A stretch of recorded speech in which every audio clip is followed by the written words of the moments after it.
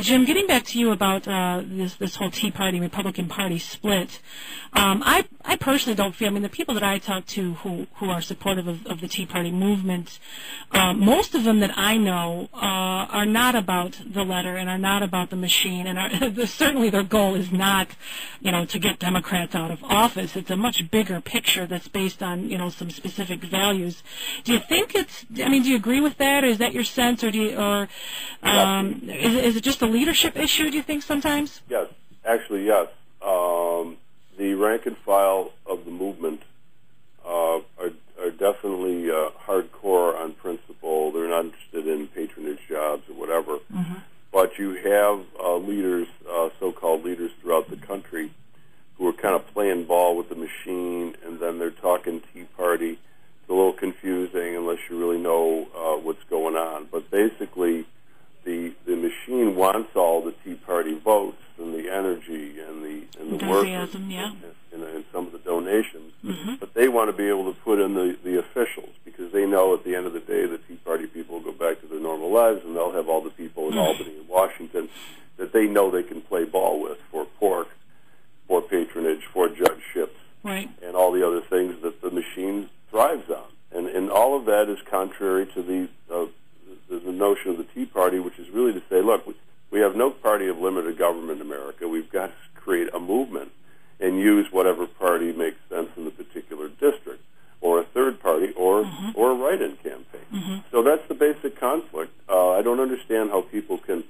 play ball with the Republican machine and claim to be members of the Tea Party movement. I'd love to have a chance to debate that, and I'd be happy to anytime, any place. It's interesting here locally. It's happening with a Democrat as well, who was thrown out by the Republicans over the same kind of things, invalid signatures or towns not written the right way, et cetera. And he did fight, and he lost. I think the media might have something to do with this as well. I always see the headlines, Tea Party split, and and I just find it comical, because anybody who's in the know knows that's not the case. Is there anything we can do, not just as a lawyer or as a congressional candidate or as a radio host, but as citizens, to somehow unite the Tea Party back to what its original intent was? Well, that's we started this coalition in Buffalo, and we call it the Tea Party Coalition of Western New York, and we tried to bring all the groups together, and we find out that some of our people were working with the party, and they had their own agendas. So we had a big fight, and they split off. But we're continuing on. We're going to try to. That's how we ran into Janice. We wanted to find out who are all the independent candidates in the state and support them. We have Dave DiPietro in the Dale Volker seat. He knocked Volker into retirement, and now he's up against two machine candidates. So we want to create a statewide ticket of local state legislative congressional candidates and have the entire movement back those people, and that's what we're working on now. So, speaking of the future, Janice, we've used the word write-in here already so far. So, tell us how you're going to move forward here. I'd like to. We've gathered new people on the campaign trail, and my birthday is September 17th, and oddly enough, that is the day that we were supposed to be introducing into the schools the science of government in teaching children about the Constitution. So this is going to be a campaign of education and even mentoring, and possibly setting up a fund so that ordinary people that want to get involved in politics and don't want to be a part of the political mess, they will have some recourse to do that, and they'll have some talent to pull from. I was very lucky that Jim was out there searching for people. I would have never known, and I would not have received his help if he hadn't reached out. And we don't want people that are really looking to bring the government back to the basics and back to the people to be out there floundering and missing some opportunities.